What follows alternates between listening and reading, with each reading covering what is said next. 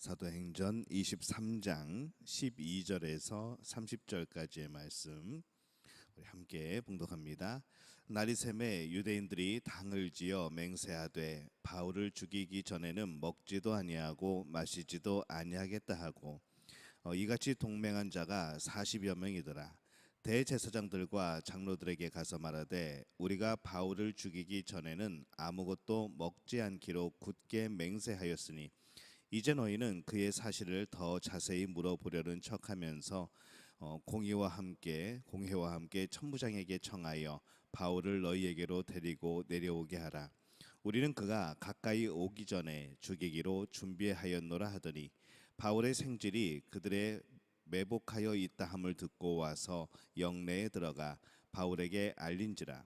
바울이 한 백부장을 청하여 이르되 이 청년을 천부장에게로 인도하라. 그에게 무슨 할 말이 있다 하니 천부장에게 데리고 가서 이르되 죄수 바울이 나를 불러 이 청년이 당신께 할 말이 있다 하여 데리고 가기를 청하더이다 하매 천부장이 그의 손을 잡고 물러가서 조용히 묻되 내게 할 말이 무엇이냐. 대답하되 유대인들이 공모하기를 그들이 바울에 대하여 더 자세한 것을 묻기 위함이라 하고 내일 그를 데리고 공회로 내려오기를 당신께 청하자 하였으니 당신은 그들의 청함을 따르지 마옵소서. 그들 중에서 바울을 죽이기 전에는 먹지도 않고 마시지도 않기로 맹세한 자 40여 명이 그를 죽이려고 숨어서 지금 다 준비하고 당신의 허락만 기다리나이다 하니 이에 천부장이 청년을 보내며 경계하되 이 일을 내게 알렸다고 아무에게도 이르지 말라 하고 백부장 둘을 불러 이르되 밤 제3시에 가이사랴까지 갈 보병 200명과 기병 70명과 창병 200명을 준비하라 하고 또 바울을 태워 총독 벨렉스에게로 무사히 보내기 위하여 짐승을 준비하라 명하며 또 이 아래와 같이 편지하니 일렀으되 글라우디오 루시아는 총독 벨렉스 가깝게 문안하나이다.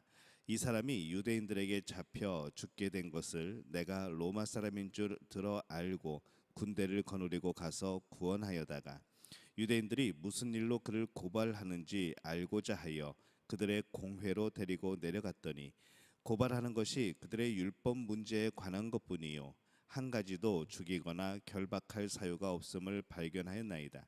그러나 이 사람을 해하려는 관계가 있다고 누가 내게 알려주기로 곧 당신께로 보내며 또 고발하는 사람들도 당신 앞에서 그에 대하여 말하라 하였나이다 하였더라. 아멘.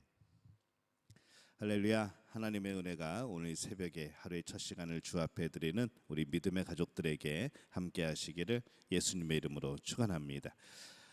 로마의 천부장이 또 사내들인 앞에서 이 재판을 통해서 바울을 죽이고자 하였지만은 결국 이 바울을 죽이는 것이 어려워졌다는 것이 드러납니다. 그러자 이 바울을 죽이고자 하는 사람들이 다른 방법을 찾았습니다. 날이 새매 유대인들이 당을 지어 맹세하되 바울을 죽이기 전에는 먹지도 아니하고 마시지도 아니하겠다 하고 이같이 동맹한 자가 40여 명이더라. 이렇게 성경은 말씀을 합니다. 바울을 죽이고자 하여서 결사대가 만들어집니다. 이 그들은 사내들인 이 최고직의 사람들과 또 연결이 되어 있고 그들은 바울을 죽이지 않으면 하늘의 벌이 자신에게 내리게 해달라는 그런 서원까지도 한 사람들이죠. 바울을 죽이기 전에는 먹지도 않고 마시지도 않겠다라고까지 말을 합니다. 그냥 바울을 죽이는 것에 대해서 빨리 죽이는 것에 대해서 그들은 굉장히 급하고 또 그들은 열정적이고 그랬던 것이죠. 이 40여 명의 사람들이 죽음을 각오하고 이 결사대를 만들었으니까 이 바울의 목숨은 굉장히 사실은 지금 위험한 그런 상황입니다. 그들은 또 비밀 계획도 세우죠. 사내들인 이 천부장에게 바울에 대해 조사할 것이 있으니 바울을 잠시만 사내들인 회의장으로 보내달라고 하고 또 이 사내들인 회의장으로 오는 그 짧은 거리에서 이 40여 명이 매복해 있다가 순간에 공격하여서 바울을 죽이겠다는 이제 그러한 계획도 완벽하게 세웁니다. 세상의 계획들을 보면은 뭐 그렇습니다. 이 악한 사람들이 악을 행할 때에는 이 모든 여건과 상황과 환경이 그들의 편으로 보입니다. 그들은 악하기 때문에 이 불법을 행하는 것을 두려워하지 아니하죠. 결사대가 바울을 죽이는 것은 분명히 불법입니다. 그러나 그들이 그것을 두려워하지를 않고 깨닫지도 않습니다. 마찬가지로 이 오늘날에도 이 악한 사람들이 악을 행할 때에는 불법을 두려워하지 않습니다. 하나님의 말씀이 어떤 건지 전혀 생각하려 하지 않죠. 불법을 두려워하지 않기 때문에 항상 상황이 모든 것에 있어서 자기들 중심이고 또 모든 것이 자기 편에 되어 있는 것처럼 그렇게 보이는 경우들이 참 많습니다. 많은 사람들이 그러한 상황에 짓눌립니다. 그래서 이 그러한 상황과 이 악의 위협 속에서 그 악에 굴복하는 사람들이 참 많습니다. 하지만 우리가 항상 기억할 것이 있습니다.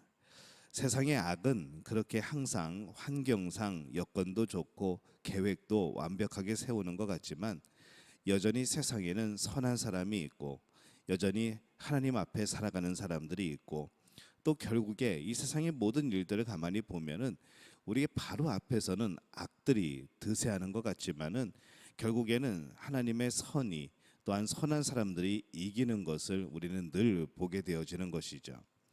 세상은 겉으로 보면은 항상 악이 이길 수밖에 없는 그런 구조로 되어 있습니다. 하지만 결과를 보면은 그렇지 않다는 것이죠. 그 이유가 무엇일까 우리가 생각을 해보면은 바로 하나님의 손길이 항상 우리와 함께하기 때문에 그렇습니다. 결국에는 하나님의 뜻이 이루어집니다. 결국에는 하나님의 사람들이 이깁니다. 결국에는 하나님의 사람들이 하나님의 나라에 들어가게 되어지는 것이죠. 항상 악이 이긴 것이 아니라 오히려 우리가 긴 역사를 보면은 항상 선이 이길 때가 더 많았습니다.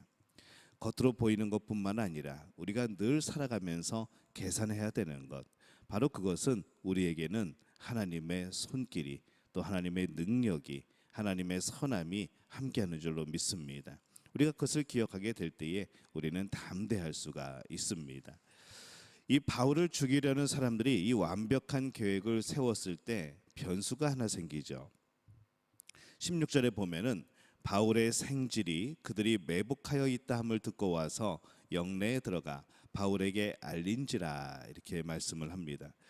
이 바울의 누이의 아들이 그들의 계획을 알게 된 것이죠.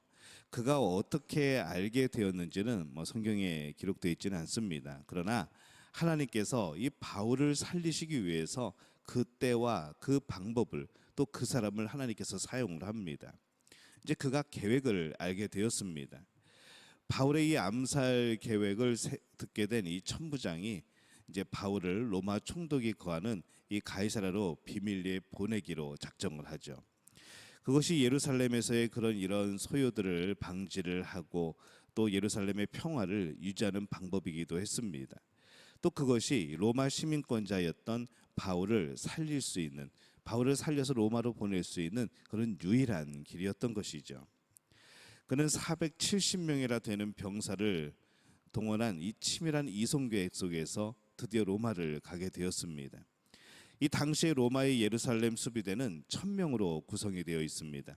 근데 그 1000명 중에서 470명을 동원해서 이 바울을 이송한다는 것이 얼마나 이 사건을 중요하게 여겼는가 그것을 알 수 있는 대목이기도 합니다.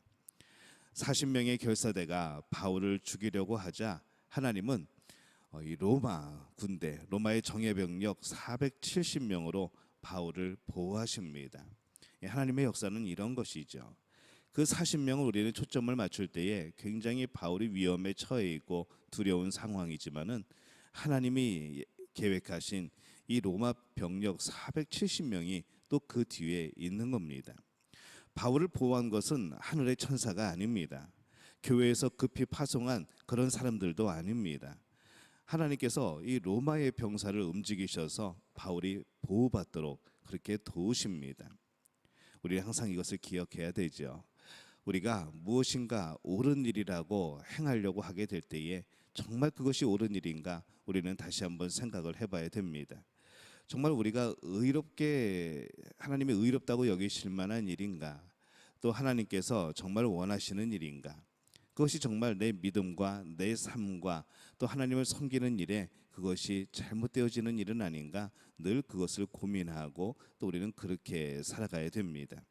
그렇지 못할 때 하나님은 이방 민족의 이 로마 병력의 470명을 동원하여서라도 하나님의 사람을 보호하는 것이죠. 온 세상을 다스리시는 하나님이 섭리하실 때 하나님은 필요하면은 모든 것을 사용하십니다. 그렇다고 이 40명의 그런 이제 결사대는 하나님께서 기뻐하지 않는 이들이었고 또 로마 병력 이 470명은 하나님이 기뻐하시는 그런 병력이었는가? 라면 그렇지 않습니다. 정말 중요한 것은 무엇인가 하면은 우리가 끝까지 하나님의 쓰임을 받는가라는 것이죠. 하나님의 그런 도구로 쓰임 받고 버려지는 것이 아니라 끝까지 하나님 편에서 하나님이 사용하시는 그런 사람이 되어야 된다는 겁니다. 로마 병사가 바울을 보호하였지만은 사실 하나님께서 바울을 보호하신 겁니다. 로마 병사에게 어떤 놀라운 복이 주어지거나 그랬을까요? 저는 그렇지 않다고 생각을 합니다. 로마 병사는 그냥 로마 병사였습니다. 하나님의 도구였던 것이죠. 바울을 죽이려는 결사대가 결성이 되어서 매우 위험해 보였고 당연히 죽을 것 같은 그런 환경이었지만은 이 하나님의 섭리는 로마 병사 470명으로 바울을 보호합니다. 하나님은 그 백성이 항상 해를 입지 않도록 늘 보호하신다고 우리는 생각할 때가 참 많습니다. 하지만은 상황을 보면 그렇지 않을 때도 참 굉장히 많습니다. 이런 상황에서 정말 하나님이 나를 보호하시는가라고 우리는 궁금할 때가 있는 것이죠. 근데 우리는 항상 어떤 상황, 우리에게 다 가해지는 그런 어려움들 이것만 바라보면서 내가 피해를 입었다고 하나님이 나를 보호하지 않으셨다고 우리는 그렇게 판단해서는 안 된다는 것이죠. 진정으로 하나님께서 보호하실 것은 바로 우리의 영혼, 또 우리의 신앙, 또 하나님을 향한 우리의 마음, 그것을 바로 하나님이 보호하시는 겁니다. 때로는 복음을 전하면서 우리에게 가해가 이루어질 수 있습니다. 때로는 복음을 전하면서 여러 가지 핍박을 당할 수 있고 물질적인 피해도 볼 수 있고 여러 가지 그런 불이익을 당할 수도 있다는 것이죠. 그러나 정말 중요한 것이 무엇인가 생각을 하게 될 때에 때로는 가해지는 여러 가지 고통들이나 때로는 우리에게 손해보는 그러한 것들이나 이것보다 정말로 중요한 것은 우리의 신앙입니다. 하나님을 향한 마음, 그 믿음, 그 신뢰, 그것이 변하지 않는다면 하나님은 이거를 지켜주시는 것이죠. 우리의 그런 믿음의 제자들을 보게 될 때에 때로는 그들이 순교하는 것도 보게 됩니다. 정말 순교가 하나님이 보시기에 필요한 것이라고 한다면 하나님은 순교하게 하실 겁니다. 그때는 그게 순교하는 것이 더 유익하기 때문에 그런 것이죠. 이 바울은 이번에는 하나님 앞에 사는 것이 더 유익이었습니다. 그래서 하나님께서 살리십니다. 그렇기 때문에 이 하나님 안에 있는 하나님의 사람은 죽으나 사나 다 하나님의 영광이고 또 유익하다는 것을 오늘 우리는 기억을 해야 되는 것이죠. 그래서 오늘 말씀에서 보면은 우리는 하나님께서 필요하시다면은 어떤 방식으로든 구원하신다는 것을 오늘 우리는 깨닫게 됩니다. 필요하다면 우리에게 유익하다면 하나님께서는 모든 것을 행하실 겁니다. 그렇기 때문에 우리는 사나 또 우리는 죽으나 걱정할 필요가 없는 것이죠. 로마 병사도 바울을 위한 것이고 심지어는 그를 죽이려는 유대인 결사대조차도 그 로마에 바울이 들어가게 되는 그 일을 위하여서 존재하는 그런 역할들이었습니다. 하나님의 백성에게는 어떤 것도 필요 없는 일은 없습니다. 오직 우리가 믿음으로 살기만 하면 모든 것이 우리를 위한 놀라운 역사들인 것이죠. 하나님의 섭리 가운데 우리를 보호하며 우리를 위하여 일어나는 그러한 일들입니다. 오늘 여러분들은 어떤 하나님의 손길을 경험하고 있습니까? 세상의 모든 일을 하나님 품 안에 있는 그런 평강으로 대하고 또 그렇게 이해할 수 있기를 바랍니다. 우리는 여전히 하나님 안에 살아가고 있고 여전히 하나님의 품 안에서 하나님의 기쁘신 뜻을 이루며 살아가는 줄로 믿습니다. 오늘 살아가는 우리 믿음의 가족들이 이 평강을, 이 기쁨을 누리게 되어지시기를 예수님의 이름으로 축원합니다.